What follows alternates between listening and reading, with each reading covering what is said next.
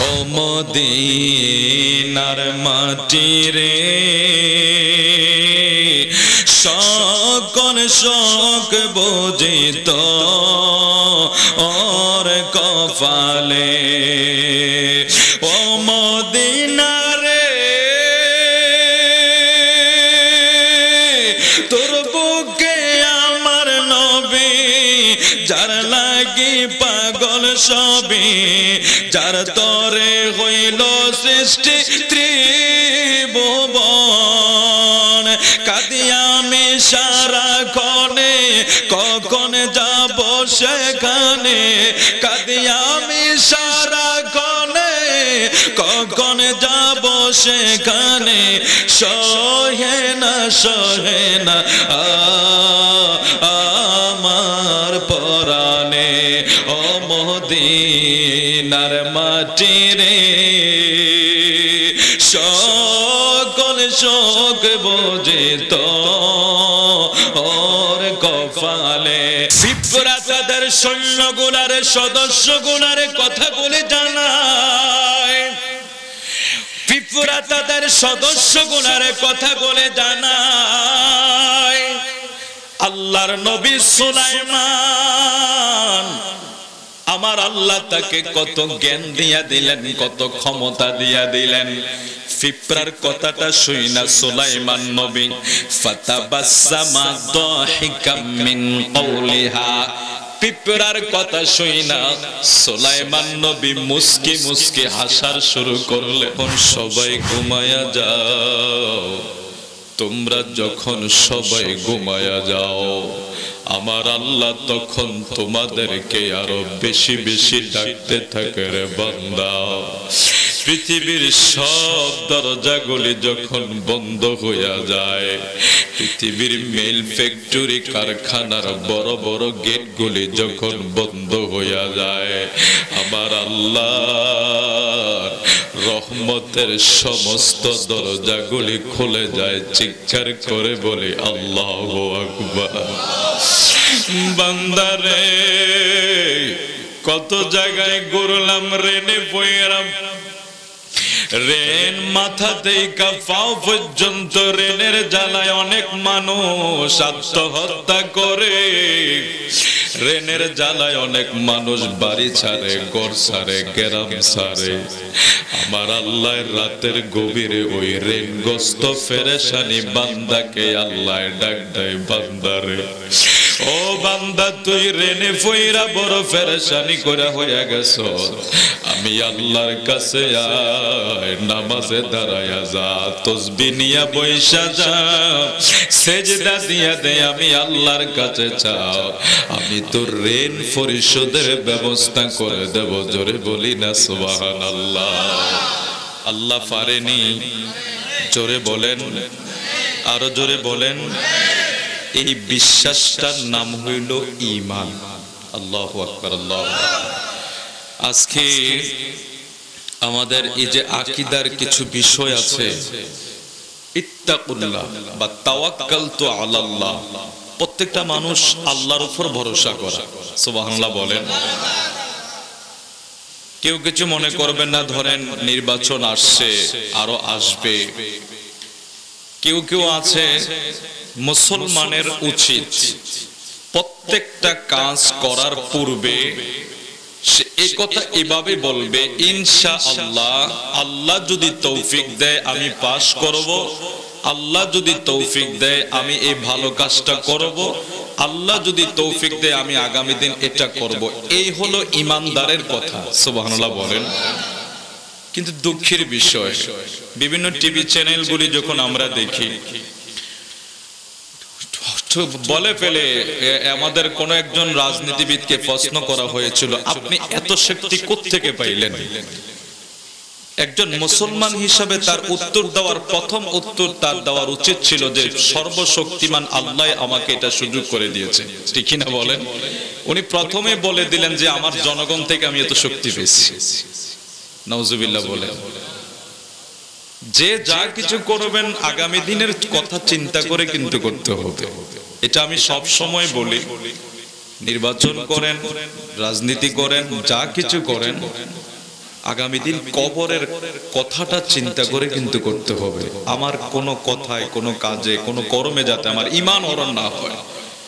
আমি যদি মরার সময় ঈমানটা নিয়ে চিরকালের সময়ের জায়গায় না যাইতে পারি, তাহলে আমার কিসের গদি, কিসের নির্বাচন, কিসের ভোট, কিসের এগুলো তো আমার কিছুই হবে না।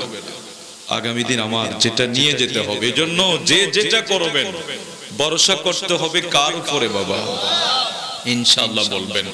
সব কথার আগে ইনশাআল্লাহ বলবেন, সব কাজের পূর্বে ইনশাআল্লাহ বলবেন। কারণ একটা কদম কোন বান্দা সামনে বাড়তে পারবে না যদি মাওলা হুকুম না করে, ঠিক কি না বলেন? হায় হায়, কত মানুষ, কত মৌলবী স্টেজে ওয়াজ করতেছে, ওয়াজ থেকে নামাজ সুযোগ পাইছেন, এখানে ঢলে পড়ে গেছে। আছে না, আছে না, এরকম অনেক ইতিহাস আছে। এজন্য প্রত্যেকটা মানুষের উচিত ভরসা করা আল্লাহর উপর। এই রুলটা ঠিক রাখবেন।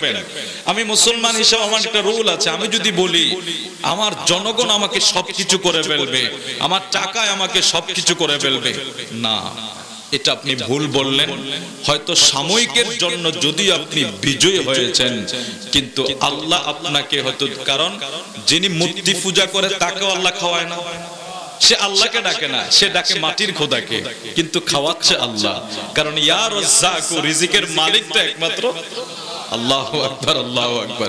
তাহলে যিনি মূর্তি পূজা করে আল্লাহ ডোনাল্ড ট্রাম্পেরও খাওয়ায়, বারাক ওবামারও খাওয়ায়, বুশেরও খাওয়ায়, আবার মুসলমানেরও খাওয়ায়।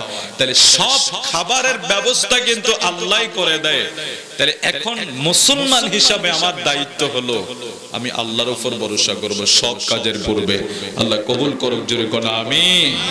তাহলে আমি যখন ঋণগ্রস্ত হইলাম, এই জায়গায় অনেক পেরেশানি আছে, অনেক মানুষের পেরেশানি আছে বিভিন্ন কারণে, ব্যবসায় কারণে, অকারণে, ভুলের কারণে। অনেক জায়গায় লক্ষ লক্ষ টাকা মার খেয়ে ফেলে, অনেক লক্ষ লক্ষ টাকা তাদের লস হয়ে যায়। এই জায়গাগুলি থেকে উদ্ধার হতে হলে প্রথম বিশ্বাস রাখতে হবে, ঈমান রাখতে হবে, যে আল্লাহর উপর ভরসা করে মাওলাই কারিমের দরবারে কান্নাকাটি করতে হবে। কারণ আপনার এই চোখের পানির মূল্য পৃথিবীতে কেউ না দিলেও আল্লাহ কিন্তু ঠিকই মূল্য দিবে। এতে কোনো সন্দেহ আছে? হায় হায়, কোনো সন্দেহ নাই, কোনো সন্দেহ নাই।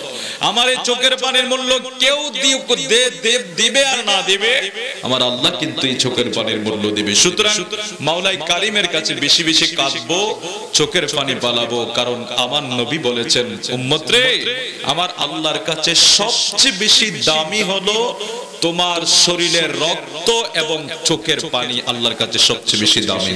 সূরা সুবহানাল্লাহ। আল্লাহ আমাদের সবাইকে কবুল করুক, জোরে বলে আমিন, আরো জোরে বলে আমিন। আল্লাহ বান্দাকে ডাকে। এই যে একটা সময় হয়তো কেউ ঘুমিয়ে থাকতাম, কেউ বাজারে ঘুরতাম, কেউ দোকানে বসে থাকতাম, আড্ডা দিতাম, কোনো না কোনো কিছু করতাম, কিন্তু আজকে মাহফিলটা হওয়ার কারণে আল্লাহর কাজে তো আছি। আলহামদুলিল্লাহ বলবেন না? মাহফিলটা হওয়ার কারণে এটা রহমত হয়েছে। আমাকে আল্লাহ কিছু সময়ের জন্য আল্লাহর কাজে রেখেছে, আল্লাহকে ডাকার সুযোগ করে দিয়েছেন। মিলাদ পড়বো, তাসবিহ পড়বো, সুবহানাল্লাহ বলবো, আলহামদুলিল্লাহ বলবো। তো এই সময়টা, যেই সময় আল্লাহ রহমতের দরজাগুলি বান্দার জন্য সব দরজা আল্লাহ খুলে দেয়, এই সময়টা আমাদের মাঝে গনিয়ে আসছে। জন্য আমি অনুরোধ করবো, যেহেতু আমি বারবার বলছিলাম জনাব ইয়াসিন ভাইকে যে আমি আগে করব, এটা রুল না। কারণ প্রধান অতিথি, এটা সিস্টেম হলো প্রোগ্রামে সবার শেষে আলোচনা করবে, কিন্তু আসলে ফকির বাজারের মানুষ যখন আবদার করে ফেলে, আমি আর এটা রিপ্লাই করি নাই। চিন্তা করি যদি রাগ করে, ওরা তো মুসল্লি, যদি রাগ করে এই জন্য আর করি না। অন্য কোনো জায়গায় হলে তো এটা জীবনেও হইতো না। কারণ উনি আমার কাছে বয়সও বড়, পরিচিত, অত্যন্ত পরিচিত। স্টেজে কচুয়া, লাকসাম, যেহেতু ওনাদের এলাকা, ওইদিকে অনেক প্রোগ্রাম, ওইদিকে হুজুরের সাথে প্রোগ্রাম হয়, তো অনেক ভালো আলোচক, আপনারা শুনেছেন, আলোচনা করেছে। তা আমি বারবার বলছি যে ওনাকে পরে দেন, হুজুরকে পরে দেন, আমাকে আগে দিয়ে দেন। শেষ পর্যন্ত আমি যেহেতু লাস্টে আসতে হলো, বললো যে না, অনেক কথা যে আপনি লাস্টে করতে হবে, মুনাজাত দিতে হবে। তো ঠিক আছে, আবদার রাখলাম। তো আপনাদেরকে অনুরোধ করছি, এটা তাবারুকের ব্যবস্থা আছে। দীর্ঘক্ষণ তো ওয়াজ শুনতেছেন মাগরিবের পর থেকে, মাগরিবের পরে মনে হয় আমাদের ফকিরবাজার কেন্দ্রীয় মসজিদের সম্মানিত ইমাম হাফেজ আসগর হোসেন আল কাদরি ওয়াজ করেছেন, তারপরে আলোচনা করেছেন আব্দুর রশিদ জামি, এতক্ষণ যিনি তাকরীর করেছেন অত্যন্ত সুমধুর কণ্ঠ বিশিষ্ট ইসলামী চিন্তাবিদ, সুমধুর কণ্ঠ বাতিলের আতঙ্ক হযরত মাওলানা আবুল কালাম আজাদ সাহেব, আজকের মাহফিলের সম্মানিত সভাপতি জুলফু মিয়া সর্দার সাহেব সহ যারা উপস্থিত হয়েছেন আমার অত্যন্ত প্রিয় মানুষ, হৃদয়ের মানুষ, মুসল্লিয়ানে কেরাম, মুরব্বী বাবারা, যুবক বন্ধুরা, পর্দার আড়ালের যারা এখনো সজাগ আছেন, প্রত্যেকের প্রতি আমি আবারও সালাম দিচ্ছি, আসসালামু আলাইকুম ওয়া রাহমাতুল্লাহ। আল্লাহ পাকের দরবারে অসংখ্য শুকর, অগণিত শুকর যে রব্বুল আলামিন আমাদেরকে হাটে বাজারে রাস্তাঘাটে বাড়িতে ঘরে না রেখে জান্নাতের বাগানে আসার সুযোগ দিয়েছেন। আমি আশা করব একটা জবানও বন্ধ রাখবেন না। জবান দিয়েছে কে? ব্যয় করব আল্লাহর জন্য। জবান খুলে বলি আলহামদুলিল্লাহ। লক্ষ কোটি দরুদ সালাম ওই নবীজির উপর যিনি আমাদের আকা নূরুন আলা নূর, নবী মুহাম্মদুর রাসূলুল্লাহ সাল্লাল্লাহু আলাইহি ওয়াসাল্লামের উপর। মুআজ্জিজ সদরে মুহতারাম, দুইটা আয়াতে কারিমা তেলাওয়াত করেছিলাম। এই দুই আয়াতের উপরে আমি অল্প সময় আলোচনা করব, যেহেতু আমি সব সময় করি। আগামী দিন মনে হয় আমার কাঞ্চনপুর মাহফিল আছে, কাঞ্চনপুর আংশিক মাধবপুর মনে হয় পড়ছে, এটা আমাদের ফকিরবাজার মাদ্রাসার সম্মানিত প্রিন্সিপাল মহোদয়ের মসজিদের মাঠে মাহফিল। কালকে ওখানে আসার পরে আমি হুজুরকে বলছি মাইকদুর কারণ চকবাজার একটা, এখন তো মাহফিল করতে দেয় না, তা আপনারা কোন ভাবে করছেন এটা তো আমার মানে আমি তো শুধু কনফিউশনে যে মাহফিল মনে হয় তারা স্পিকার দিয়ে করতেছে। আমি মেলের কাছে এই যে আওয়াজ শোনা যায়, আমি কো বাবা তাহলে তো ফকিরবাজার মানুষের পাওয়ার আছে মাশাআল্লাহ। মাহফিল এখনো যেহেতু, কারণ খুব হার্ড লাইন, কিন্তু এটা এই প্রোগ্রামগুলি খুব হার্ড লাইন চলতেছে নিষেধাজ্ঞার ব্যাপারে।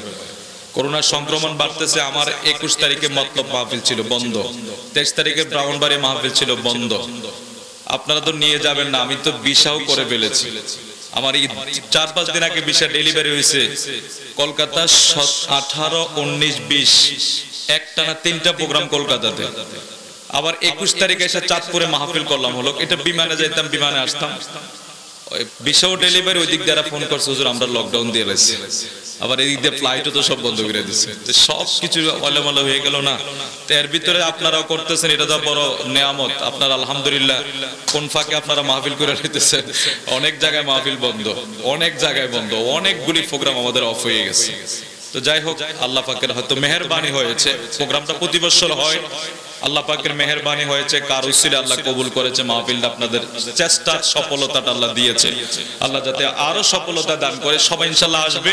তো অনুরোধ করব, আমি যেহেতু আপনাদের আমি খুব বেশি আলোচনা করি, মসজিদে করি, আশেপাশে অনেক প্রোগ্রাম করি। আগামী দিন আল্লাহ বাঁচিয়ে রাখলে কাঞ্চনপুর এসার পরে মাইক ধরবো, আবার চকবাজার একটা মাহফিল আছে সেখানে যাব। তো আপনারা চলে আসেন ইনশাআল্লাহ। সবাইকে কবুল করুক, জোরে বলি আমিন। আমি দুইটা আয়াতের উপরে সামান্য আলোচনা করব, একটু মূল কথা বলে চলে শেষ করে দেব। একটু মহব্বত করে জিকির করি, লা ইলাহা ইল্লাল্লাহ, লা ইলাহা, লা ইলাহা ইল্লাল্লাহ, লা ইলাহা, লা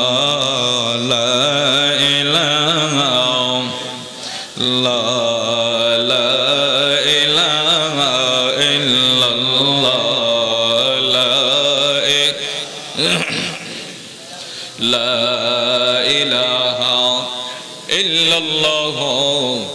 মুহাম্মাদুর রাসূলুল্লাহ সাল্লাল্লাহু আলাইহি ওয়াসাল্লাম। সময় কিন্তু চলে যাচ্ছে, কারো জন্য বসে থাকে না। যদিও আমি আপনি বলি সময়টা আমার বাড়ে না, জন্য অপেক্ষা করে না। রাতের 12টা বেজে যাচ্ছে, আর মাত্র 5-7 মিনিট সময় বাকি আছে। 12টা বাজলে আমার জন্য আরেকটা দিন ইংরেজি ডেট অনুযায়ী শুরু হয়ে যাবে। বন্ধুরে, এই জন্য আমি অনেকের বলি বাবা আগামী দিন বাজবো, তারপরের দিন করব। আগামী দিন মাহফিল, আগামী বছর বাস নেই আপনি করতে পারবেন একটা বছরে খারের আর কত মানুষের জানাজাও তো আমরা পড়লাম, আর কে বাজবো কে মারব? আমার এই মুরব্বী বাবাগুলি বসে রয়েছে, আমার নিজের চোখের দেখা, বয়সটা ছোট্ট দেখতে পারেন, আমি অনেক জানাজার নামাজ পড়ছি, কারণ আমার ইমামতির বয়সটাই চলে প্রায় 13 থেকে 14 বছর। আমি অনেক ছোটকাল থেকে মসজিদে নামাজ পড়াই, আমি অনেকের জানাজার নামাজ পড়ছি, আমার অনেক মুরব্বী মুসল্লি আমার হাতের। আমার লাইফে আমি ছোট ছেলেদের সাথে আমার কোনো বন্ধুত্ব ছিল না, আমি সব সময় মুরব্বীর সাথে চলাফেরা, মুরব্বীরা অনেক আদর করত। আজ অনেক মুরব্বীর কথা মনে পড়ে, এখানে দেখতাম আমার সামনে বসে কত মুসল্লি নামাজ পড়তো, তারা আজকে দুনিয়ায় নাই। এভাবে তো তারাও একদিন চলে যাবো, আমরাও তো একদিন চলে যাব। সময়টা কারোর জন্য বসে থাকে না, নদীর স্রোতটা চলে গেলে উল্টা আর আসে না রে বাবা। নদীর স্রোতটা যেই দিকে চলে যায় এটার উল্টা দিকে ফিরে আসে না। আজকের 12টা বিদায় হইয়া যায়, আর এই 12টা ফিরে আসবে না। যুবক রে যুবক, কত মানুষ তো আপনার মতো আমার মতো কবরে চলে যায়। এই জন্য সময়ের আমরা মূল্যায়ন করব, যেতটুক সময় পাবো ওই সময়টা আল্লাহর রাস্তায় ব্যয় করব। আল্লাহ কবুল করুক, জোরে জোরে বলি আমিন। দুইটা ছোট্ট পানির জ্ঞানের কথা আজকে আপনাদেরকে শোনাইব। আমরা জানি পশু পাখির ভিতরে একেবারে ছোট্ট একটা প্রাণী, এটার নাম হলো পিঁপড়া, যার কথা আল্লাহর কোরআনে আল্লাহ বলে দিয়েছেন, জোরে কোন সুবহানাল্লাহ। পয়গম্বর সুলাইমান আলাইহিস সালাতু ওয়াস সালাম, ওনার 3টা বাহিনী নিয়ে উনি সব সময় চলতেন। একটা হলো জিন জাতি, আরেকটা হলো মানুষ জাতি, আর একটা হলো পশু পাখি। এই 3টা সৈন্য সুলাইমান নবীর সাথে সব সময় থাকতো।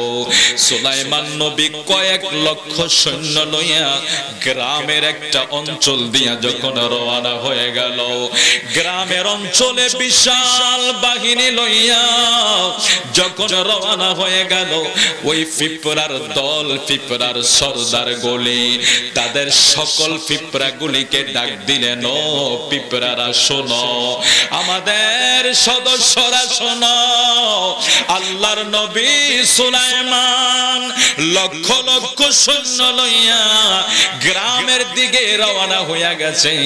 কারণ পিঁপড়ার বসবাসটা গ্রামের জঙ্গলে, গ্রামের রাস্তায়, যেখানে মানুষের চলাচল কম থাকে ওই জায়গায় পিঁপড়ার বসবাসটা বেশি থাকে। পিঁপড়ার সর্দার ডাক দেয়, ও আমাদের সদস্যরা, পয়গম্বর সুলাইমান নবীর সাথে লক্ষ লক্ষ সদস্য, লক্ষ লক্ষ সদস্য, জিন জাতি, মানব জাতি, পশু জাতি, ওদেরকে নিয়ে গ্রামের রাস্তায় রওনা হয়ে গেছে। ও পিঁপড়ার সদস্যরা শোনো, নবী কিন্তু ইচ্ছা করে কারো উপর আঘাত করে না, নবীরা ইচ্ছা করে একটা প্রাণীও মারে না, নবীরা ইচ্ছা করে কোনোদিন অন্যায় করে না, কারণ আল্লাহর নবীরা হইল মাসুম, নবীরা হইল মাসুম। আমার সদস্যরা তোমরা আর দেরি কইরো না, তোমরা গর্তের ভিতরে প্রবেশ করে ফেলো, কারণ তাদের পায়ে তোমরা পিষা লক্ষ লক্ষ পিঁপড়া মারা যাইবা। এই সৈন্যগুলি যাওয়ার আগে আগে তোমরা তাড়াতাড়ি গর্তে প্রবেশ করে ফেলো। জোরে কোন সুবহানাল্লাহ, আর একটু জোরে কোন না। পিঁপড়া তাদের সৈন্যগুলার, সদস্যগুলার কথাগুলি জানায়, পিঁপড়া তাদের সদস্যগুলার কথাগুলি জানায়। আল্লাহর নবী সুলাইমান, আমার আল্লাহ তাকে কত জ্ঞান দিয়া দিলেন, কত ক্ষমতা দিয়া দিলেন। পিঁপড়ার কথাটা শুইনা সুলাইমান নবী ফাতাবাসসামা দাহিকাম মিন কওলিহা, পিঁপড়ার কথা শুইনা সুলাইমান নবী মুস্কি মুস্কি হাসার শুরু করলেন। সুবহানাল্লাহ। আমাদের সাথে যদি বড় একটা পশুও চিল্লায় আমরা বুঝবো না, আমরা বুঝবো না কি বলে। ছোট্ট পিঁপড়ার বাসা কেউই শুনবে না, চিৎকার করলেও বোঝা যাবে না, চিৎকার করলেও শোনা যাবে না। আর পিঁপড়াটাই তাদের সদস্যগুলারে শুধু বললেন, এ সদস্যরা গর্তের ভিতরে প্রবেশ করে ফেলো, সুলাইমান নবী সৈন্য নিয়ে আসতেছে, তাদের পায়ে পইরা তোমরা পিষা মারা যাইবা। ওই পিঁপড়ার এত সুন্দর ভাষণটা সুলাইমান নবী বুঝতে পারলেন এবং শুনতে পাইলেন। পিঁপড়ার এমন সুন্দর কথা, পিঁপড়ার এমন সুন্দর কথা সুলাইমান নবী শুইনা ফাতাবাসসামা দাহিকাম মিন কাওলিহা, উনি মুস্কি মুস্কি হাসতে লাগলেন। আর আমার আল্লাহ কোরআনেও ঘোষণা করে দিলেন, ও হুশিরা লিসুলাইমান জুনুদুহু মিনাল জিন্নি ওয়াল ইনস। অনেক লম্বা আয়াত। আল্লাহ বলে দিলেন, যখন সুলাইমান নবী জিন জাতি লইয়া, মানুষ লইয়া, পশু পাখি লইয়া গ্রামের অঞ্চলে কোনো এক রাস্তায় রওনা হইয়া যায়, পিঁপড়াগুলি তাদেরকে সতর্ক করে গর্তে ঢুকাইয়া দিলেন। আমার আল্লাহ বুঝাইলেন, এই পিঁপড়াও আল্লাহর নবীর যাতে কোনো অসুবিধা না হয়, এই কারণে পিঁপড়া এই কাজটা করেছে। জোরে কোন সুবহানাল্লাহ। আজকে যদি পিঁপড়া এই সতর্কতা না করত, যুগে যুগে মানুষগুলি বলতো সুলাইমান নবী কোটি কোটি লক্ষ লক্ষ পিঁপড়া মেরে ফেলছে। ঠিক কিনা বলেন? ইতিহাসের পাতায় একটা কলঙ্ক হইয়া যাইতো, ইতিহাসের পাতায় নবীর নামে একটা বদনাম হইয়া যাইতো। বন্ধুরে, ও বন্ধু, সুলাইমান নবীর একজন আল্লাহর পয়গম্বর, যেই নবীরা ইচ্ছা করে কোনোদিন কারো গায়ে হাত দেয় নাই, কারোকে কষ্ট দেয় নাই, ওই পিঁপড়াটাও পর্যন্ত নবীর শান কিভাবে বুঝলো যে আল্লাহর নবী ইচ্ছা কইরা আমাদের কাউকে মারবে না, ইচ্ছা কইরা আমাদের কারো শরীরে আঘাত করবে না, কিন্তু ওরা তো দেখবে না, ওরা ওদের রাস্তা দিয়ে হেঁটে চলে যাবে। আমরা একেবারে ছোট্ট ছোট্ট জাতি, ছোট্ট পশু, আমাদেরকে না দেখা তাদের পায়ে পিষা তোমরা মারা গেলে ওই যুগে যুগে মানুষগুলি বলবে নবী রাসূলেরা পশু পাখিগুলা ইচ্ছা করে মেরে ফেলেছে। একটা পিঁপড়ার জ্ঞান দেখায় আমার আল্লাহ এই পিঁপড়ার নামে একটা সূরা পর্যন্ত কোরআন শরীফে হয়ে গেছে। জোরে কোন সুবহানাল্লাহ। আল্লাহর নবীর ইজ্জত আজমত রক্ষা করার জন্য এই পিঁপড়ার কাম। মারহাবা বলবেন না? এই পয়গম্বর সুলাইমান আলাইহিস সালাতু ওয়াস সালামের সাথে পশু পাখিদের ভিতরে হুদ নামে এক জাতের পাখি ছিল। পয়গম্বর সুলাইমান সব সময় এই সৈন্যগুলারে লইয়া চলতো। হুদ পাখির যিনি সর্দার ছিলেন তাকে ভূতত্ত্ববিদ বলা হতো, একটা ইঞ্জিনিয়ার ছিলেন। যদিও পাখি, তার এমন মেধা আমার আল্লাহ দিছে, ওই পাখিটা যেই জায়গায় নাক লাগাইতো, যেই জায়গায় মাথা দিত, ওই জায়গায় নাক লাগাইয়া সে বুঝতে পারতো এই মাটিটার তলদেশে, অর্থাৎ অল্প কিছু মাটি খুঁড়লে এখানে পানি পাওয়া যাবে। সুবহানাল্লাহ বল। পাখি পাখি একটা হুদ পাখি। সুলাইমান নবীর সাথে অনেকগুলি জিন জাতি, পশু, মানুষ জাতি তো আছে, তার ভিতরে হুদের ভিতরে যে পাখিগুলি ছিল, পাখিদের সর্দার ছিল সুলাইমান নবীর ইঞ্জিনিয়ার। সুলাইমান নবীর ইঞ্জিনিয়ার ছিলেন এই পাখিদের সর্দার। তার কাজই হলো মরুভূমিতে বিভিন্ন জায়গায় যখন নবী সফরে যাইতেন, পাখিগুলির সাথে যাইতো, পানির প্রয়োজন হতো, পানি নাই, কোন জায়গা থেকে পানি ব্যবস্থা করবে, তখন ওই পাখিটা আল্লাহ এমন মেধা দিয়ে দিয়েছেন, তার এমন জ্ঞান দিয়ে দিয়েছেন, সে যখন মাছির ভিতরে নাক রাখতো বা সে মাটিটা পরীক্ষা করত, তখন সে নিজেই বলে দিতে পারতো এখানে পানি আছে। সুবহানাল্লাহ, সুবহানাল্লাহ। এটা আল্লাহ প্রদত্ত একটা জ্ঞান আমার আল্লাহ এই সুলাইমান নবীর সৈন্য হুদকে দিয়ে দিলেন। তো ঘুরতে ঘুরতে এই পাখিদের সর্দার হুদ পাখি আর পাওয়া যাচ্ছে না। সুলাইমান নবী খুঁজে খুঁজে দেখলেন এটা তো ছোট্ট পাখি।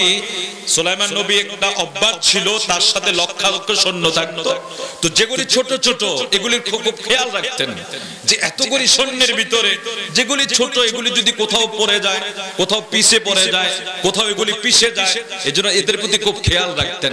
তো এই হুদহুদ পাখিগুলি তো ছোট, নজর করতে গিয়ে দেখে ওই হুদহুদ পাখি একটা সর্দার, যেটা এটাকে আর দেখে না। সুলাইমান নবী প্রাথমিকভাবে একটু রাগে করে ফেললেন যে এই পাখিটা যদি কোন কারণ আমার কাছে না দর্শাইতে পারে আমি তাকে হত্যা করে ফেলবো, আর যদি সে আমার কাছে কোনো কারণ দর্শাতে পারে আমি তাকে মাফ করে দেব। জোরে কোন সুবহানাল্লাহ। এই হুদহুদ পাখি তো চলে গেলেন। সে মনের সুখে উঠতে উঠতে উঠতে উঠতে সুলাইমান নবীর দেশ ছিল বাইতুল মুকাদ্দাসে, তো সেই কাফেলা থেকে উঠতে উঠতে এমন এক দেশে চলে গেলেন, ওটা হলো আফ্রিকার কিছু অংশ। তৎকালীন সময়ের ওই দেশের নাম আফ্রিকার কিছু অংশ সহ কয়েকটা দেশ মিলে ওই জায়গায় একটা বাদশা বসবাস করতেন। তার অনেক পূর্বপুরুষ ছিল, তার ভিতরে একজন ছিল রানী বিলকিস নামে। সাবা শহর মানে আফ্রিকার কিছু অংশ সহ কিছু বিভিন্ন শহরের অংশ বিশেষ মিলে তৎকালীন সময়ে তার নাম ছিল সাবা শহর। আর এই সাবা ছিল ওই সময়ের একজন বাদশার নাম। ওই সাবা শহরে একজন রানী বসবাস করতেন, রানী বিলকিস। এত বিশাল সৈন্য, এত বিশাল প্রশস্ত তার গদিটা ছিল স্বর্ণ মোড়ানো। তো হুদহুদ পাখি উঠতে উঠতে যখন দেখলেন ওই রাজ্যের মানুষগুলা সূর্যের পূজা করে, নাউজুবিল্লাহ বলবেন না, ওরা সূর্যকে সিজদা করে, ওরা সূর্যকে খোদা বলে। রানী বিলকিসের 12টা গেট পার হয়ে তার যে বিশাল কুরসি স্বর্ণ মোড়ানো ওটা পর্যন্ত হুদহুদ, কারণ যে হুদহুদ পাখি মাটিতে নাক লাগাইলে সে ওখানে পরীক্ষা করে বলতে পারে এখানে কত ফিট নিচে পানি পাওয়া যাবে। সুবহানাল্লাহ বলবেন না। আমরা বাড়ি করার জন্য সয়েল টেস্ট করি, যেটাকে আমরা বলি, যারা সিভিল ইঞ্জিনিয়ার আছে তারা তো এই বিষয়গুলো সবচেয়ে ভালো বোঝে। আমরা যখন সয়েল টেস্ট করি তখন আমরা ওই মাটিটাকে পরীক্ষা করার জন্য কত যেই পর্যন্ত না ভালো মাটি না পাওয়া যাবে ওই পর্যন্ত কিন্তু সয়েল টেস্টটা করতে থাকে। ওই তখন আমরা এটা কি করি, তখন ইঞ্জিনিয়ারের কাছে নিয়ে যাই, এটা আমরা নিজে বোর্ডিং করে বের করতে হয়। আর সুলাইমান নবীর সৈন্য সুবহানাল্লাহ সাল্লাল্লাহু আলা মাদ সাল্লাল্লাহু আলাইহি সাল্লাল্লাহু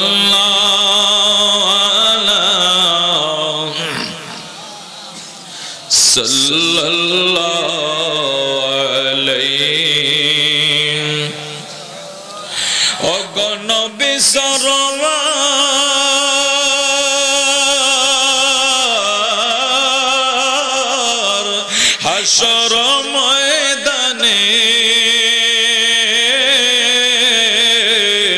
প্রাণটা করিয়া কৌসর ফিলায়া সাল্লাল্লাহু আলা মুহাম্মদ সাল্লাল্লাহু আলাইহি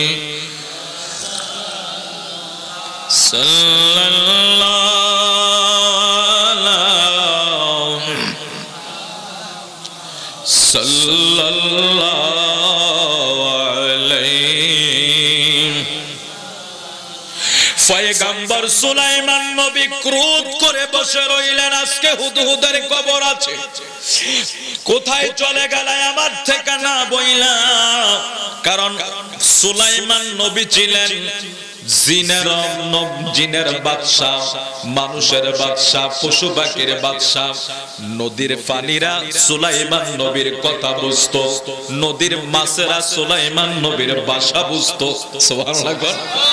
তো সুলাইমান নবীর আল্লাহ তো দুনিয়ার রাজত্ব দিয়েছিলেন, তো রাজত্ব দেওয়ার পরে সুলাইমান নবী আল্লাহর কাছে একদিন ফরিয়াদ করে বলছে, আল্লাহ তুমি যেহেতু আমারে পশু পাখি জিন জাতি যা আছে আমি ডাক দিলে সব আইসা পড়ে, সব আমার কথা ফিফরার কথা যে বুঝে, সুবহানাল্লাহ। তার বাকি আছে কি? যে নবী ফিফরা কি বলতেছে সেটা বুঝে, তাহলে আর বাকি আছে কি? সব কিছু বুঝে, গাছে কি বলে, মাছে কি বলে, নদীর পানিয়ে কি বলে, পশু পাখির কথা সুলাইমান নবী বুঝে। তো বাদশাহী পাইলেন, তো বাদশাহী পাইয়া এবার আল্লাহরে ডাক দিস, আল্লাহ তুমি তো আমারে সব কিছুর বাদশাহী বানাই দিলা, আর তোমার কাছে একটা ফরিয়াদ জানাই, এই যে তোমার পশু পাখি গুলো আছে, এই নদীর মাছ নদী নালাতে যেগুলি আছে এগুলির তো তুমি খাওয়াও, আচ্ছা একটা দিন আমি একটু মেহমানদারি করি। সুবহানাল্লাহ।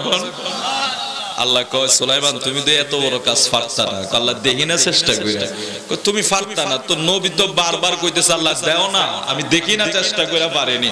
তো বারবার বলার পর আল্লাহ সুলাইমান নবী ঠিক আছে আপনি মেহমানদারি করেন, আপনি যেহেতু আমার সৃষ্টিকে একদিন খাওয়াইবেন, মানে বাদশাহী পাই আপনি মনে করেছেন খাওয়াইছে, ঠিক আছে খাওয়ান। তো আল্লাহ হুকুম করলেন সুলাইমান নবী জিন জাতির হুকুম দিয়া খানা শুধু ফাঁকাইয়া বা রেডি কইরা যার যা প্রয়োজন শুধু স্টক করতেছে, খানা স্টক করতেছে, গোডাউন কি গোডাউন। তো দাওয়াতের যেদিন দিন আইছে, নদী থেকে বিশাল একটা মাছ সুলাইমান নবীর দরবারে, হুজুর আপনি না দাওয়াত করছেন মেহমানদারি করবেন, কহা তোমাদের জন্য খাবার রেডি আছে, স্টক আছে। পয়গম্বর সুলাইমান নবী নদীর বিশাল মাছকে হুকুম দিলেন খাইতে থাকো। একটা মাত্র নদীর মাছ বিশাল কয়েক মাস লাগিয়ে খাবার রেডি করা ওই গোডাউনে পুরা পশু পাখিকে সৃষ্টিকে খানা খাওয়াবে। ওই সব মজুদ করা খাবারে কয়েক মাস লাগে রেডি করা খাবার গুলার ভিতরে নদীর একটা মাছ গিয়ে শুধু বিসমিল্লাহ বলে এক হা করেছে, সমস্ত খাবার ওই মাছের পেটে চলে গেছে। আর একটু জোরে কোন সুবহানাল্লাহ। মাছ যাইয়া কয় হুজুর খানা দেন। সুলাইমান নবী তো অবস্থা খারাপ, হায় হায় আমি এত মাস লাগিয়ে সবার জন্য পাকাইলাম, সবার জন্য রেডি করলাম, গোডাউন পুরাই করলাম, আর তুমি কি বলছো তুমি একজন শেষ। কয় হুজুর আপনি তো আমারে মাত্র এক লোকমা খাবার খাওয়াইছেন, আমার আল্লাহ এইভাবে আমারে দৈনিক 3 লোকমা খাবারের ব্যবস্থা করে। সুবহানাল্লাহ। তাহলে আল্লাহর সাথে পারা যাইব না রে বাবা। এই জন্য বান্দা কেন জানি মনে করে যে আমি একা একাই সবকিছু করি না, আল্লাহর উপর ভরসা করবেন। যেই কথাটা প্রথমে বললাম, আমার আল্লাহ আমরারে কবুল করুক, জোরে জোরে কোন আমিন। পয়গম্বর সুলাইমান নবী ক্রোধ করে বৈশা রইলেন, আজকে যদি হুদহুদ আসে তার খবর আছে বড় কঠিন বিচার হবে, তার বড় কঠিন বিচার হবে। কিন্তু হুদহুদ তো এমন জায়গায় গেছে, ওই জায়গায় যায় রানী বিলকিসের রাজত্বে সূর্যের পূজা চলে, মাছের পূজা চলে, গাছের পূজা চলে। ওই দৃশ্য দেখা হুদহুদ মনে মনে ভাবছে আজকে সুলাইমান নবী আমারে বড় বিচার করব। তবে ওনার সামনে যাওয়ার আগে ওনার থেকে অনেক দূর থেকে আমার কথাটাই আমি ওনারে শোনায়া দিলে হয়তো ওনার মেজাজটা ঠান্ডা হয়ে যাবে। কারণ সুলাইমান নবী ওয়াদা করে ফেলছে পাখিটা আজকে আসলে তাকে জবাই করে দেব। বড় ক্রোধ কইরা নবী বসে রইছে। এমন সময় হুদহুদ পাখিটাও সুলাইমান নবীর মেজাজটা বুঝতে পারলেন, কাছে আসে না, একটু দূরে দাঁড়ায়া রইলেন, একটু দূরে বসলেন। দূরে বৈশা নবীর ক্রোধ দেইখা ডাক দিলেন, নবী গো আমার উপর আপনি রাগ কইরেন না গো নবী, যদিও আমি আপনার কাছে না বইলা অনেক দূরে চলে গেছি সুলাইমান, আমি কিন্তু এমন একটা সন্ধান আপনার জন্য নিয়ে আসলাম। এমন একজন রানী বিলকিস নামে বাদশা, ওই দেশের সাবা নামে দেশের ভিতরে বাদশাহী করে। হুজুর আপনি তো নবী, আপনার একটা দায়িত্ব আছে। ওই দেশের মানুষগুলি আল্লাহরে বাদ দিয়া ওরা সূর্যের পূজা করে। আল্লাহ যদি আপনারে ময়দানে মহাশরে প্রশ্ন করে নবী গো আপনি কি জবাব দিবেন তারা যে আল্লাহরে বাদ দিয়া সূর্যের পূজা করে নবী গো আপনার ওই খবরটা আমি হুদহুদ পাখির কাছে আছে ওই খবরটা আমার কাছে আছে রানী বিলকিস নামে একজন রানী সেই জায়গায় বাদশাহী করে হুজুর আপনি যদি ওটার ব্যবস্থা না নেন ময়দানে মাশরে আল্লাহর কাছে কি জবাব দিবেন সুবহানাল্লাহ এই জন্য ধরেন আমরা যারা আলেম আছি যারা আলোচক আছে যারা দ্বীনের প্রচার আছে তাদের কাজ হইল সব সময় সত্য কথাগুলি বলা সময় কিন্তু মোটামুটি অনেক হয়ে গেছে আর অল্প আমি আলোচনা শেষ করে ইনশাআল্লাহ আমি শেষ করে দেব অল্প আপনারা যারা দিক সেদিকে আছেন সবাই চলে আসেন আমরা অল্প সময়ের ভিতরে শেষ করে দেব যেহেতু আপনাদের অনেক কাজ আছে নির্বাচনী এলাকা যে যে কাজ করেন নির্বাচন মানে কারো আনন্দ কেউ আবার টেনশনও করে যারা প্রার্থী তারা না টেনশন করবে আর যারা প্রার্থী না হেরা তো মনে করেন এনতে খাইবো হেনতে খাইবো খাইয়ে তো তার আনন্দ শেষ নাই তো কারো আনন্দ কারো টেনশন সবকিছু মিলে কিন্তু নির্বাচনী এলাকাটা গরম দেয় তো আপনারা তো একটু গরম আছেন বেশি রাত আপনারা সজাগ রাখুন যাইতো না আগামী দিন আবার ওয়ার্ক ওয়ার আছে কাজ টাজ আছে আপনারা কাজ চালাবেন তো যাই হোক বেশি লম্বা করব না যারা আশেপাশে আছেন আপনারা সবাই চলে আসুন সালাতুনে আয় রাসূলুল্লাহ সালাম আলাইয়া সালাতুনে আয় রাসূলুল্লাহ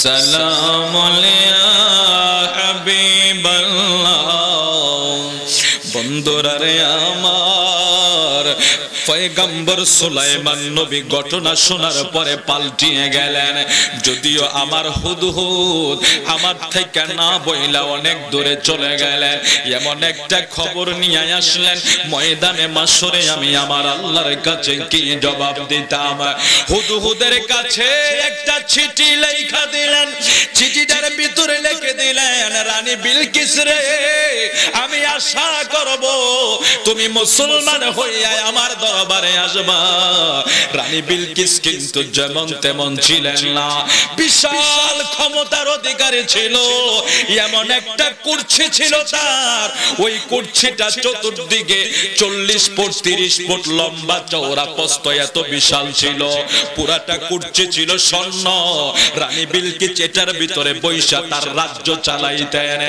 এত বিশাল ক্ষমতার অধিকারী বাদশা সুলাইমান চিঠি লিখলেন রে রানী বিলকিস সূর্যের পূজা বাদ দিয়া আমার আল্লাহর বন্দেগীতে আমার আল্লাহর মনোনীত ধর্মে তুমি ফিরে আমার কাছে আসবা চিঠিটা সুলাইমান নবী লেখা দিলেন হুদহুদের কাছে এখন হুদহুদ তো বড় সূক্ষ্ম পানি ওই রানী বিলকিসের রাজপ্রাসাদে কেউ ঢুকতে পারে না 12টা গেট 12টা তালা পার হইয়া তার রাজপ্রাসাদের সিংহাসনে ঢুকতে হয় কিন্তু হুদহুদ পাখি তো বড় সূক্ষ্ম বাণী রানী বিলকিস ঘুমায়া রইলেন এমন সময় হুদহুদ পাখি যায়া তার রাজপ্রাসাদে ঢুকে পড়লেন রাজপ্রাসাদে ঢুকে চিঠিটা হুদহুদ পাখি যখন রানী বিলকিসের সামনে বালাইলেন রানী বিলকিস ঘুমটা ভেঙে গেল ঘুম ভেঙে পাখি দেখে আশ্চর্য হইয়া গেলেন চিঠিটা দেখলেন চিঠি পড়া দেখলেন কোন এক বাদশা আমাকে চিঠি লিখেছে উনি কিন্তু এই কথার অর্থটা বুঝে না মুসলমান হইয়া দরবারে যাওয়া উনি ভেবেছে কোন দেশের বাদশা মনে হয় আমার বাদশাহীর উপর নজর পড়েছে আবার চিঠির মর্তবা দেই কবলে না এটা তো কোনো সাধারণ বাদশাও হতে পারে না যাক অনেক লম্বা কথা উনি চিঠিটা দেখলেন চিঠিটা পড়লেন পয়রা হুদহুদ তার সমস্ত কর্মকাণ্ডগুলি দেখা হুদহুদ চলে আসলেন এদিক দিয়া রাজপ্রাসাদের সমস্ত এমপি মন্ত্রী তার ক্যাবিনেটে যা আছে সবাইকে নিয়ে আলোচনায় বসলেন যে একটা চিঠি এইভাবে আমার কাছে আসে এখন আমি কি করতে পারি দেখো কোন পয়গম্বর সুলাইমান নবীকে পরীক্ষা করার জন্য সবাই একটা প্রস্তাব দিল আপনি কিছু পুরুষ এবং কিছু নারী মিলিয়ে একটা সৈন্যের দল অনেকগুলি অর্থ সোজা কথা স্বর্ণের কিছু ইট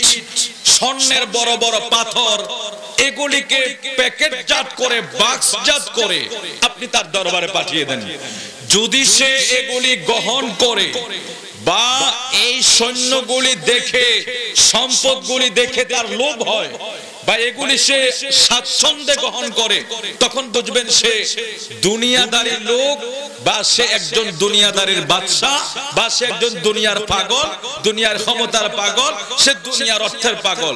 আর যদি সে এই সম্পদগুলি গ্রহণ না করে, তাহলে ধরে নিবেন সে দুনিয়ার সাধারণ কোন ব্যক্তি নয়, উনি একজন আল্লাহওয়ালা এবং উনি একজন পয়গম্বর। জোরে কর সুবহানাল্লাহ।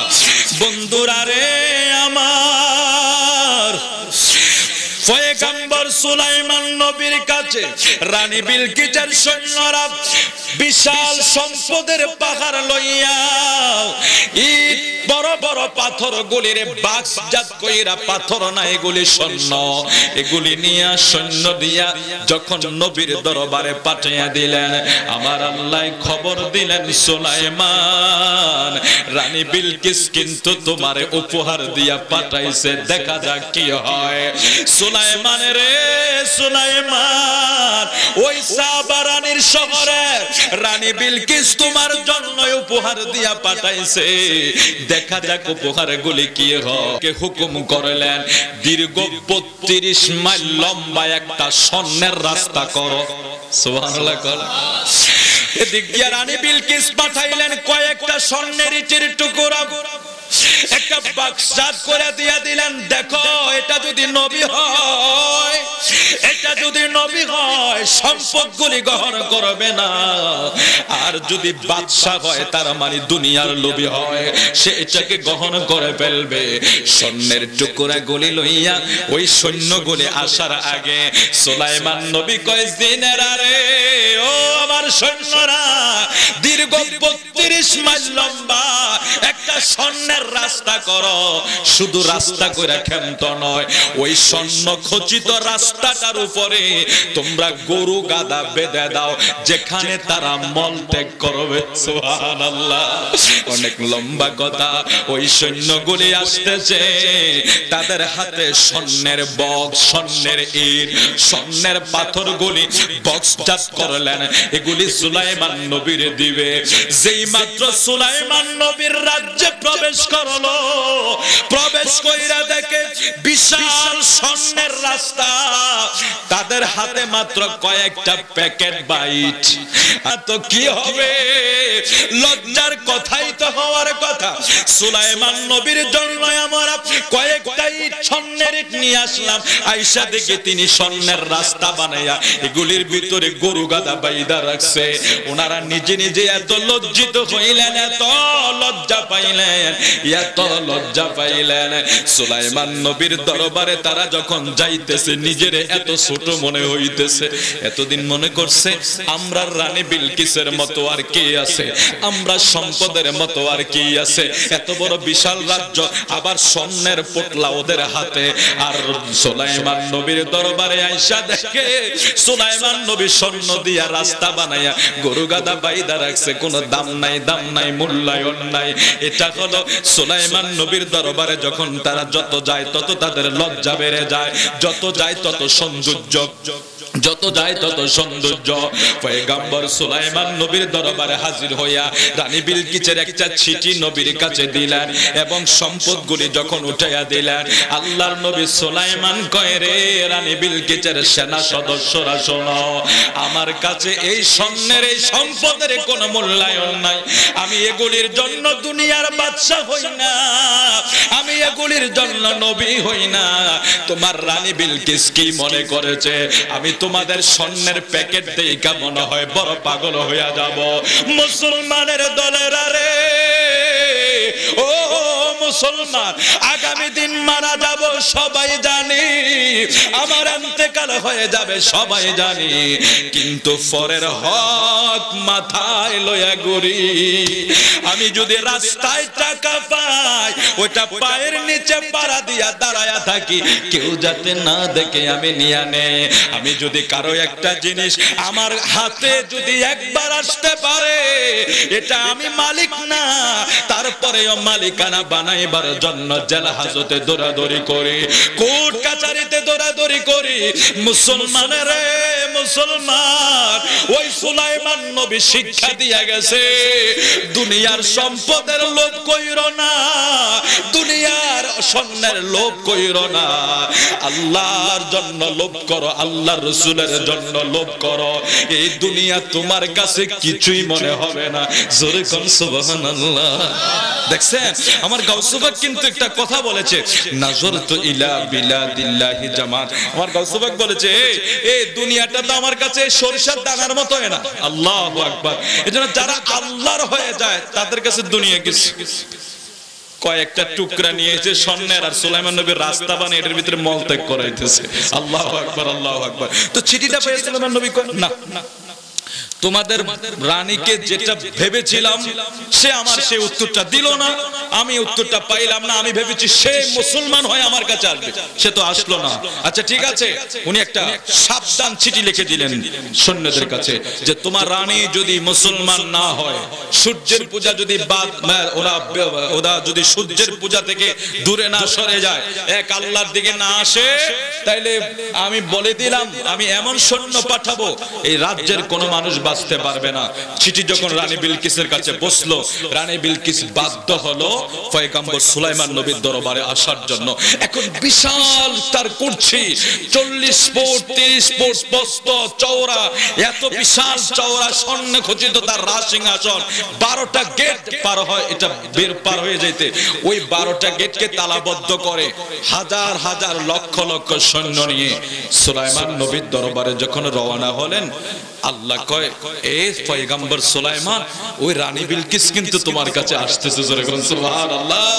তো সুলাইমান নবী চিন্তা করলেন সৈন্যদেরকে তো একটা আশ্চর্য দেখাইছি, এটা হলো স্বর্ণের রাস্তা বানায়া মলত্যাগ করে দেখাইছি যে এই সম্পদ সম্পদ এটি কিছু না, এগুলি দুনিয়ার আসলে এটি কিছু না, আসলেও তো কিছু না। ঠিক কিনা বলেন?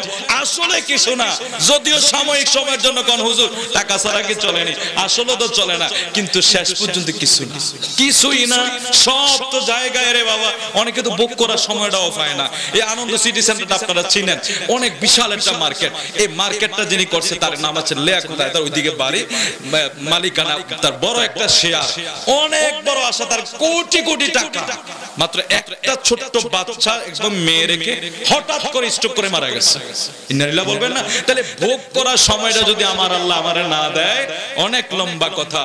তো সুলাইমান নবী চিন্তা করলো তার সৈন্যরা একটা দেখাইছি, এবার রানী বিলকিসেরও একটা দেখাইতে হবে। হ্যাঁ, তোমার সৈন্যরা তো দেখাইছি, তাহলে রানী বিলকিসেরও তো একটু দেখাইতে হবে। সুলাইমান নবী একটা মজলিস বসাইলেন, মানে সৈন্যদেরকে নিয়ে বসলেন, আলেম ওলামাদেরকে নিয়ে বসলেন, সব সৈন্যদেরকে নিয়ে বৈশা একটা প্রস্তাব রাখলেন যে কি করা যায়। প্রস্তাবের ভিতরে আসলো, হুজুর সেই সাবা রানীর দেশ থেকে রানী বিলকিসের 40 ফুট 30 ফুট চওড়া এত বিশাল স্বর্ণখচিত সিংহাসনটা রানী বিলকিস আপনার বাইতুল মুকাদ্দাসের দরবারে আসার আগে ওটাকে এখানে হাজির করে দেন। সুবহানাল্লাহ বলবেন না? হায় হায়, কি বলে এগুলি আশ্চর্যের বিষয়।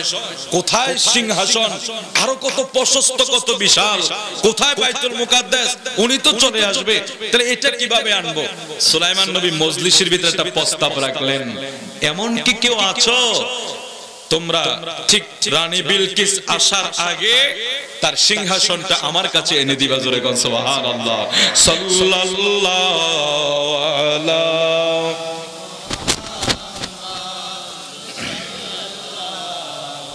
আলাইহি ওয়াসাল্লাম,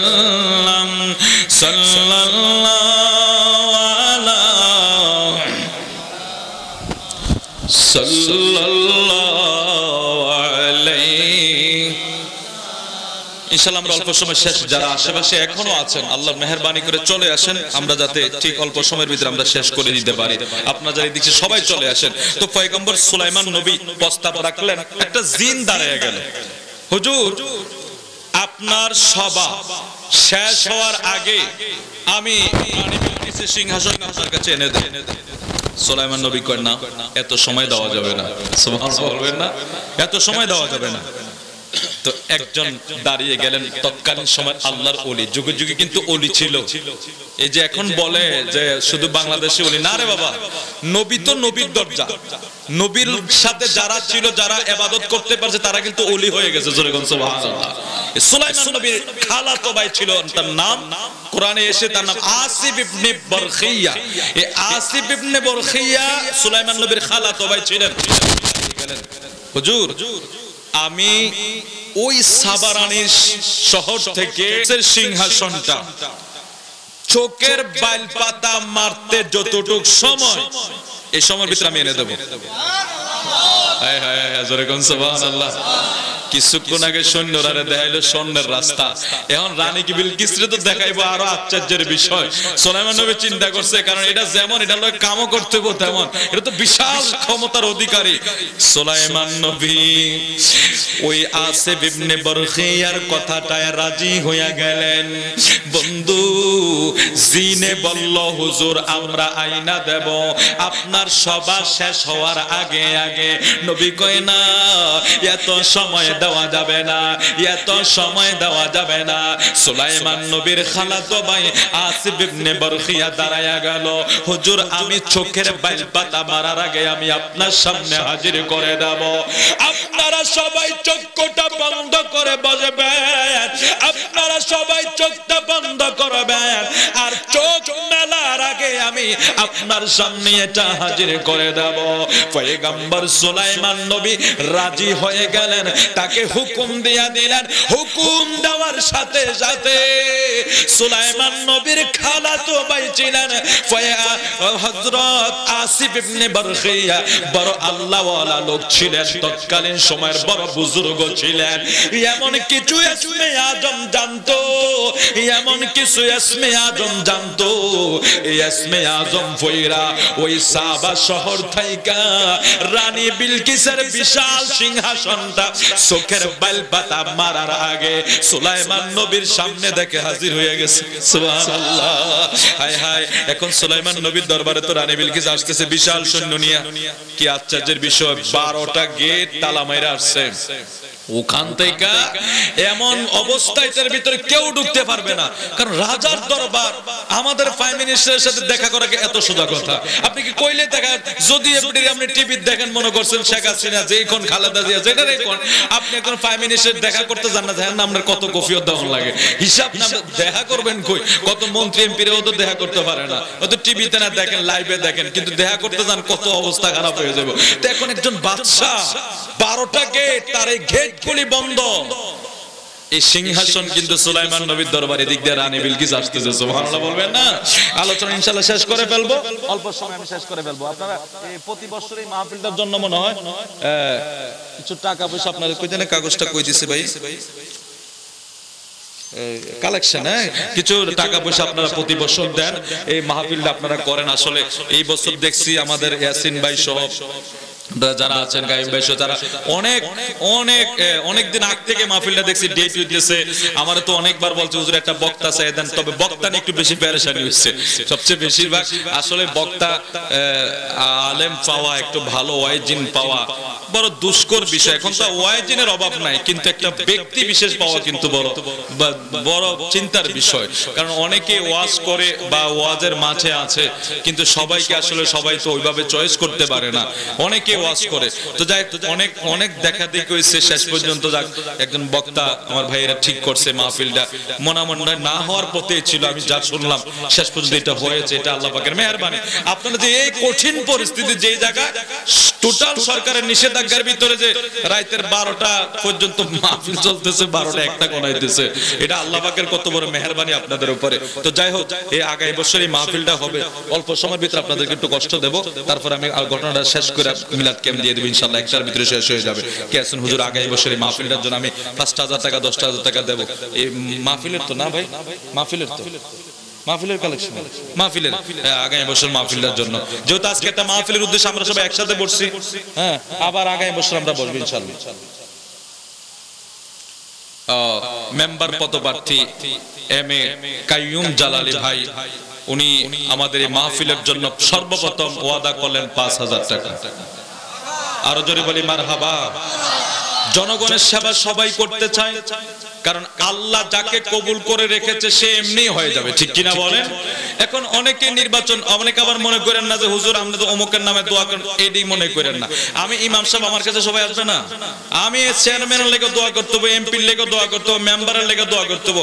আপনার ওয়ার্ডে কি জানে বাক্সিমল ইউনিয়নে যদি 50 জন চেয়ারম্যানও দাঁড়া, 50 জন যদি ফকির বাজার মসজিদ হুজুর দোয়া করেন, আমি কেন ফিরে দিতে পারি? আল্লাহ কি বারাক ওবামারে না খাওয়ায় রাখে, বুশেরে না খাওয়ায় রাখে? আল্লাহ কইছে দুইজন আমারে ডাহ চাই তোর না খাওয়ায় রাখে, আল্লাহ না খাওয়ায় রাখে? আল্লাহ সবাইরে ফালে, সবাইরে আল্লাহ ফালে। এখন আল্লাহর কাজ কাউকে ফালিয়ে দেওয়া না। ও মদিনার মাটি রে, সকল শোক বুঝিত ওর কপালে। ও মদিনা রে, তোর বুকে আমার নবী, যার লাগি পাগল সবই, যার তরে হইল সৃষ্টি ত্রিভুবন। কাঁদি আমি সারাক্ষণে, কখন যাব সেখানে? কাঁদি আমি সারাক্ষণে, কখন যাব সেখানে? সহে না, সহে না আমার পরাণে। ও মদিনার মাটি রে, সকল শোক বুঝিত ওর কপালে। আমার ভাই জনাব ইয়াসিন ভাই এই মাহফিলের জন্য ওয়াদা করলো 2000 টাকা।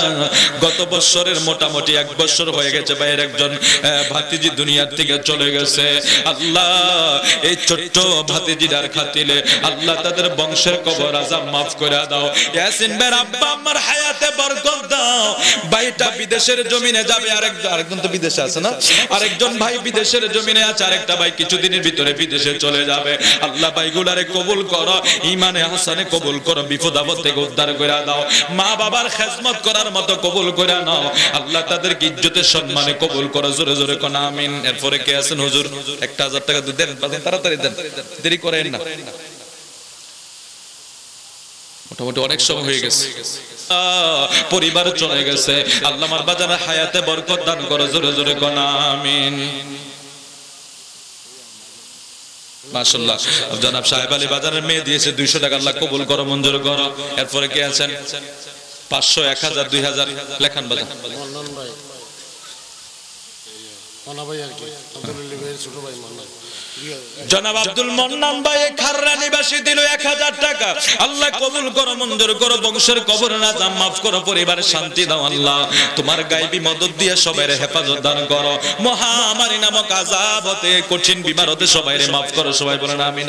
বাগিনা সুলাইমান 500, বাগিনা জনাব সুলাইমান দিল 500 টাকা। আল্লাহ কবুল করো, মঞ্জুর করো, বাগিনার হায়াতে বরকত দান করো, বংশের কবর আযাব maaf করো, জোরে কোন আমিন।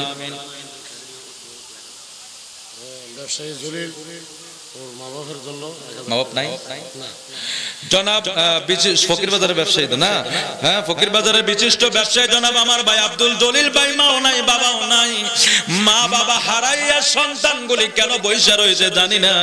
আপনার মা বাবা কিন্তু আপনার দিকে তাকিয়ে রয়েছে।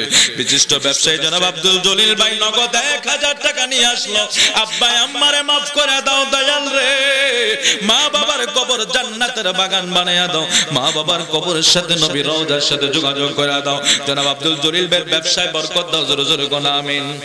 মালিক ভাই 1000 টাকা, জনাব মালিক ভাই দিল 1000 টাকা, তাও বিশিষ্ট ব্যবসায়ী ফকির বাজারের। আল্লাহ আমার ভাই জনাব মালিক ভাইয়ের হায়াতে বরকত দাও, বংশের কবর আযাব maaf করো, ব্যবসায় বরকত দাও, পরিবারে শান্তি দাও, বিমার দিও না, আযাব দিও না, গজব দিও না, জোরে জোরে কোন আমিন। আযাব লাগিনা মুক্তুলের ছেলে আযাব, জনাব মুক্তুল সাহেবের ছেলে আজাদ ভাই দিল 1000 টাকা। আল্লাহ কবুল করো, মঞ্জুর করো, জনাব আজাদ ভাইয়ের বংশের কবর আযাব maaf করো, পরিবারের শান্তি ফিরিয়ে দাও, ঈমান আমলে জিন্দেগি নসিব করে দাও, জোরে জোরে কোন আমিন।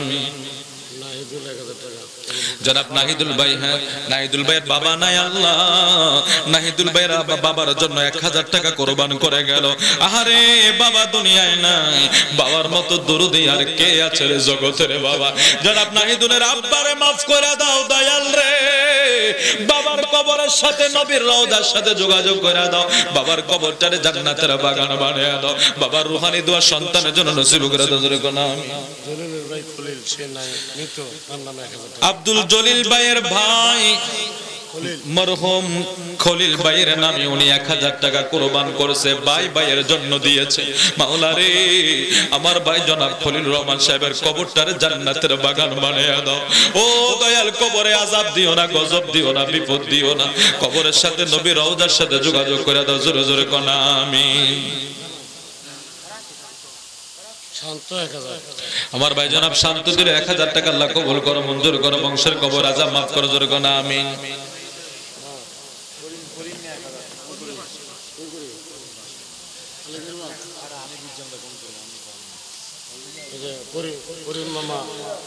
জনাব আব্দুল করিম মামা দিলেন 500 টাকা, কবুল করো, মঞ্জুর করো, বংশের কবর আযাব মাফ করো। জোরে কোন আমিন।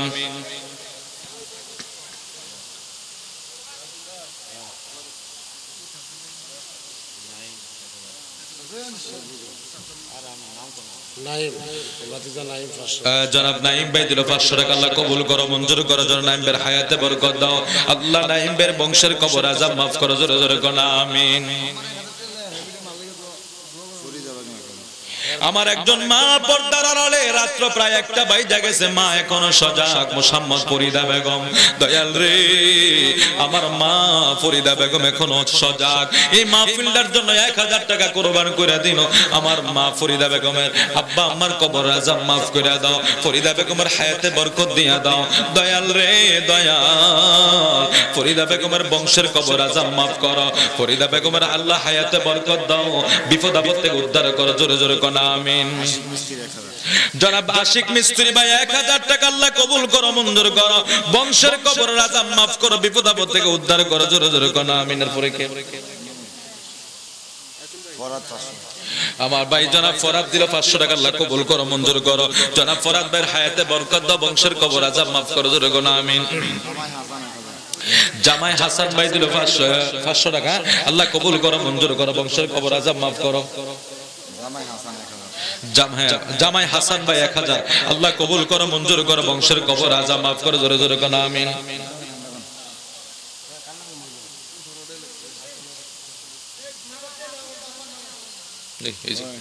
মুক্তুল হোসেন 2000 মান নাই আর কেন বাবা 2000 টাকা আমার ভাইজান জনাব মুক্তুল হোসেন, বাবা দুনিয়ায় নাই, মা আছে। ও দয়াল বাবার নামে 2000 টাকা কোরবান করলো আল্লাহ। জনাব মুক্তুল সাহেবের বাবারে মাফ করে দাও, বাবার কবরের সাথে নবীর রওজার সাথে যোগাযোগ করে দাও। কপাল ভালো মা দুঃখিনী বাসে বাসে রাখছো রে মাওলা, মার হায়াতে বরকত দাও, মার বংশের কবর আযাব মাফ করে দাও, পরিবারে শান্তি দাও। জোরে জোরে কোন আমিন। জামাই জনাব সুমন ভাই দিল 1000 টাকা, আল্লাহ কবুল করো, মঞ্জুর করো, জামাই সুমনের হায়াতে বরকত দাও, বংশের কবর আযাব মাফ করে। জোরে কোন আমিন।